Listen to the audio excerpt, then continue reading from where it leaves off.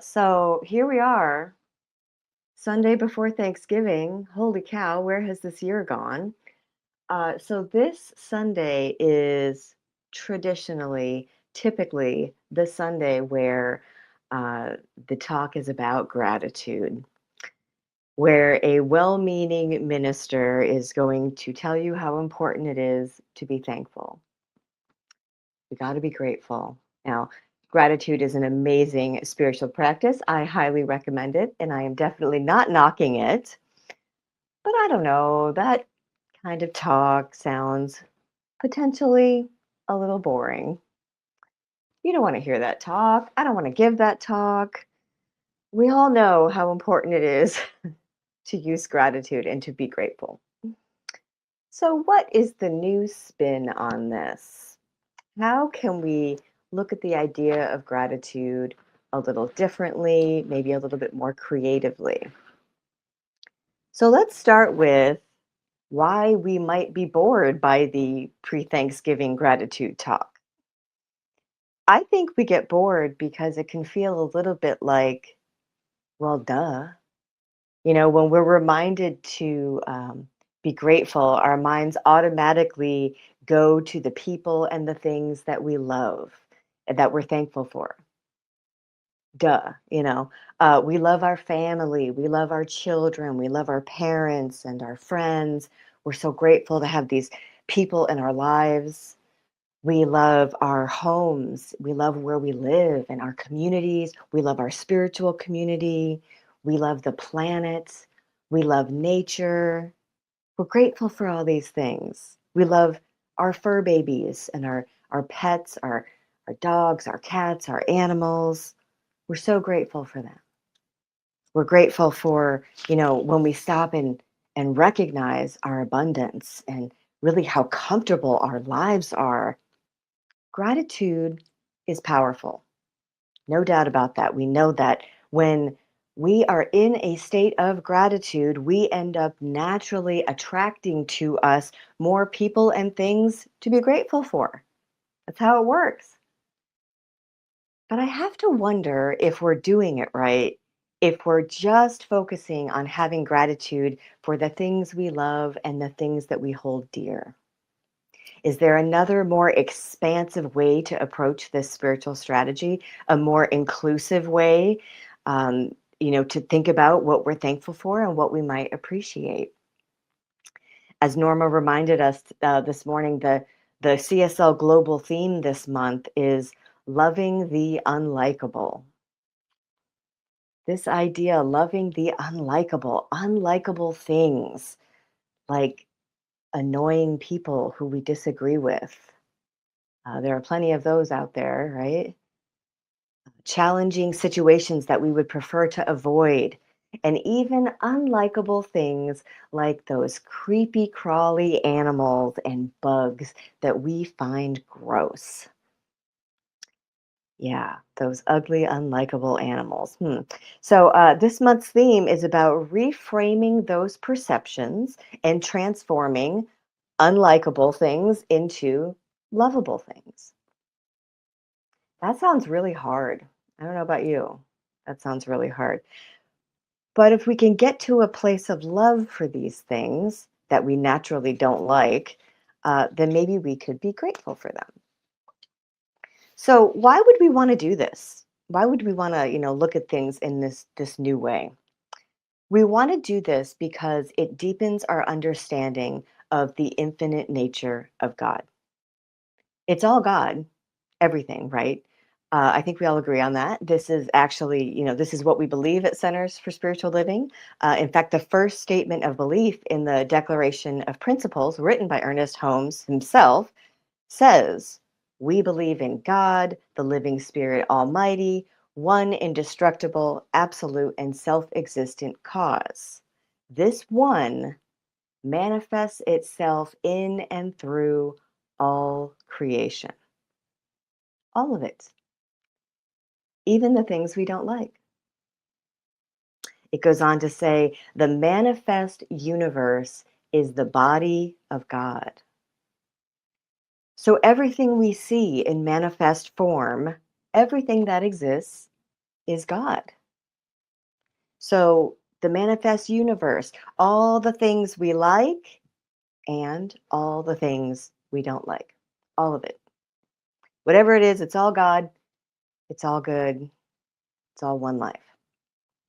So everything that we are typically grateful for, like the things I listed a moment ago, the things we love, they are all part of the manifest universe, which is the body of God.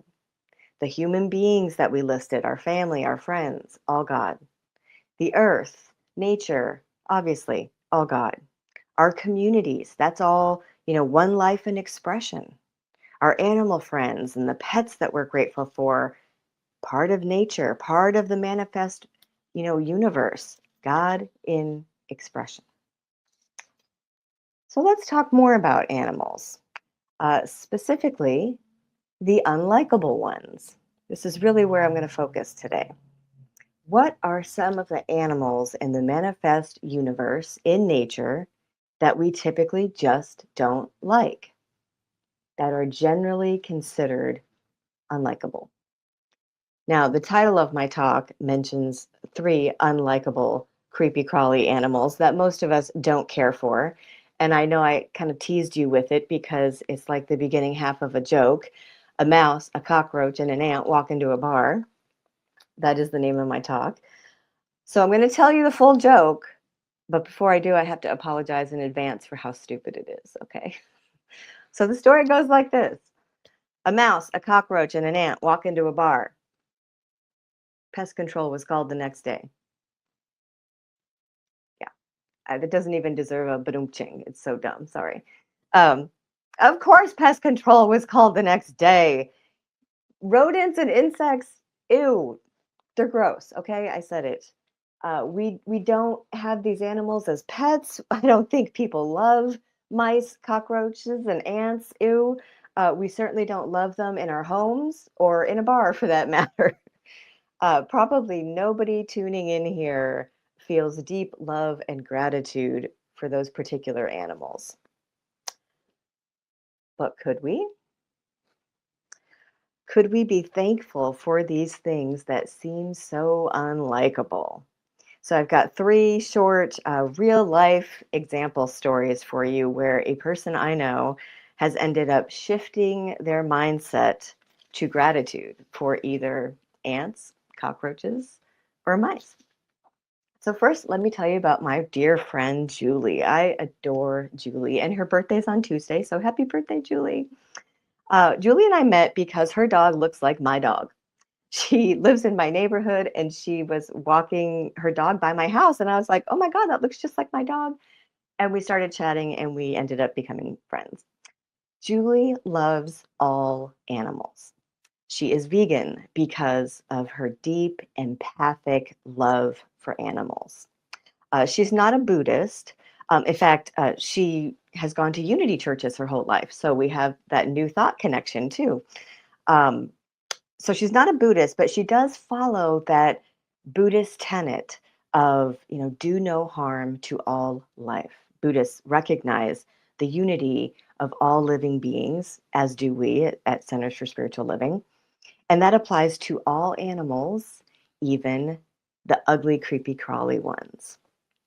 So just to give you an idea, this is what it's like being friends with Julie. If you are walking into a store and she notices a little roly-poly bug, like a pill bug, on the floor inside the store, she will stop and pick it up and carry it outside.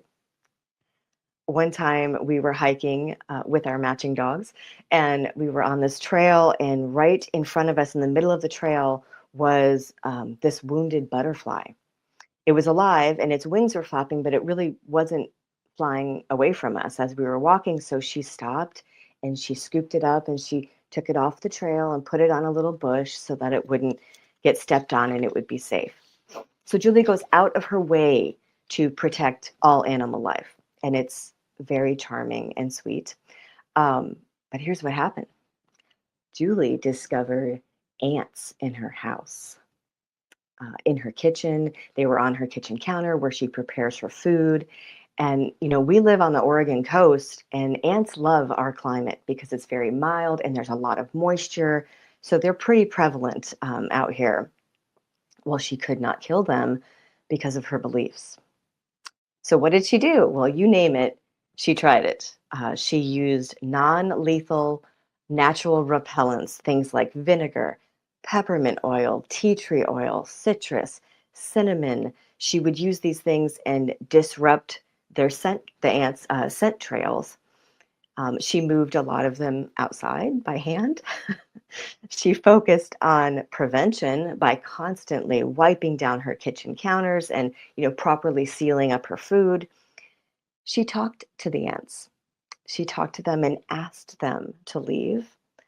And this woman is not crazy. I talk to animals all the time. Um, all of these things that she tried helped, but it did not completely solve the problem. So, guess when she saw improvement with her ant situation? She saw improvement when she researched what the ecological purpose of ants in our area was. The ecological purpose of ants in our area where we live is soil aeration, nutrient cycling, and seed dispersal. They're doing something, okay? They're not just a burden and annoying us. These are things that the ants do that help the soil and it contributes to the biodiversity of the land. Well, Julie happens to have one of the most beautiful yards, really, that I've ever seen in this town. Both her backyard and her front yard have no grass, and they're full of natural native plants and shrubs and these big, beautiful pine trees. So when she realized that those ants were helping her yard, she was able to very easily go from a place of frustration and irritation to a place of gratitude. So much so that now when she happens to see an ant in her house, the first thing she says is thank you. She really she really does talk to her ants.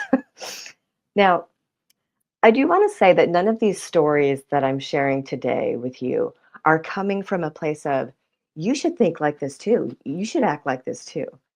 We don't really do that in New Thought, CSL, Unity. We don't tell you how to think. We don't judge you and how you live your life. But I am sharing these stories from a place of, you could think this way, maybe just hearing this new perspective, something to think about. So before I move on to the next story, I have a little segue question for you. It's from a book that came out back when I was in high school. It was very popular. It's called The Book of Questions by Dr. Gregory Stock. And it's full of like questions for personal growth and conversation starters and like ethical questions. And one of them applies to our topic today. The question is, for an all expense paid vacation anywhere in the world, could you tear the wings off a beautiful butterfly? Most people, of course, would automatically, I think, say, no, of course not. I couldn't do that. And then the follow up question is, could you step on a cockroach? I think, unfortunately, a lot of us could say yes immediately. Where is it? I'll do it right now. Which, by the way, I did a lot of research for this talk, and you're never supposed to step on a cockroach. Did you know that? Stepping on a cockroach can spread bacteria and pathogens in your home.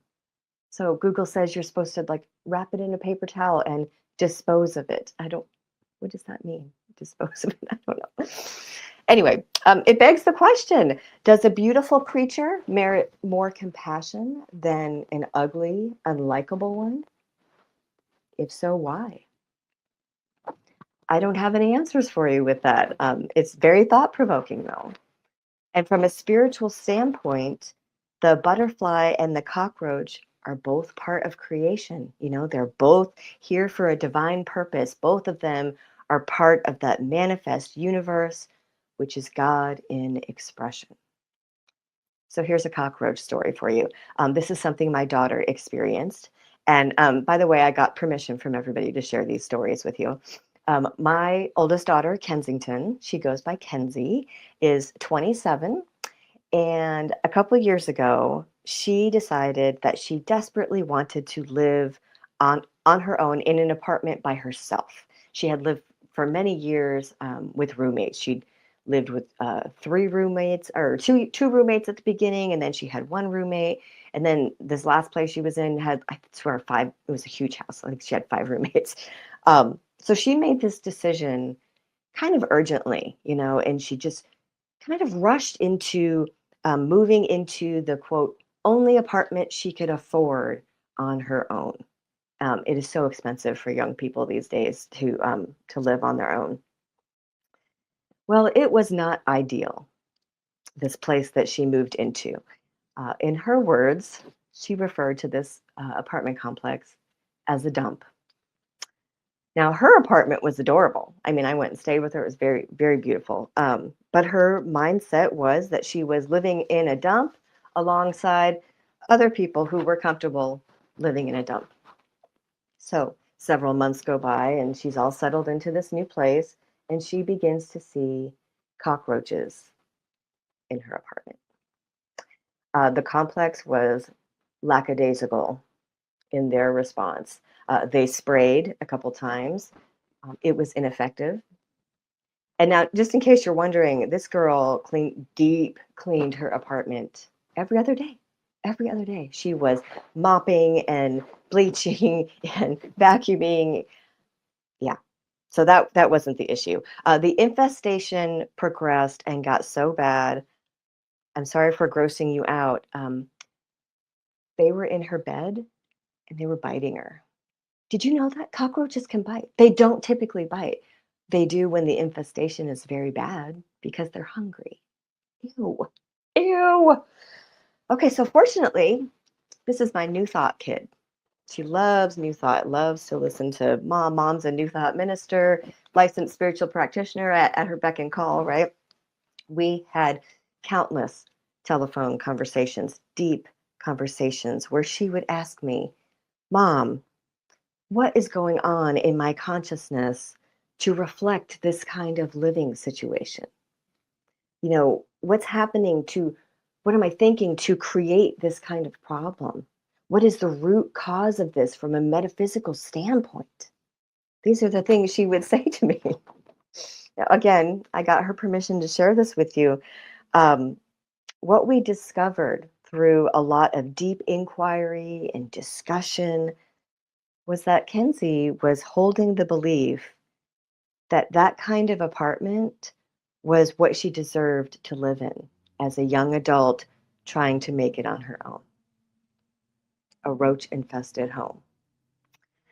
She had an attitude and mindset of living in a dump, and the manifest universe said yes to that. The universe always says yes to our thoughts and beliefs. She also realized she was being very complacent about her worthiness and stepping into her truth of her abundance and being a contributing member of society. So we treated, Lord, did we treat? And in a matter of 17 days, she was let out of her lease free and clear, refunded for her last month's rent, given her full deposit back. She qualified on her own for a newer, nicer, safer, larger two-bedroom apartment that she was able to fully move into, all within 17 days. But here's where the gratitude comes in for these nasty, creepy, crawly expressions of God. Kenzie realized and truly believes that if it weren't for that roach problem, she might have stayed in that low consciousness state of mind and continued feeling like that about herself. She wouldn't have gone and applied for something better and even tried. So she has now reframed the whole thing. She is grateful that those cockroaches ended up reminding her to pay attention to her thought process and her beliefs, to consider what she was worthy of and what she deserved. Did I raise a new thought kid or what? We do have to pay attention to our consciousness, and we have to be careful of our frequency and how we are vibrating. Diego, if you would put the first quote up, there's an Abraham Hicks quote that says, "You can't rid the world of things that bother you. You've got to rid your vibration of the things that bother you."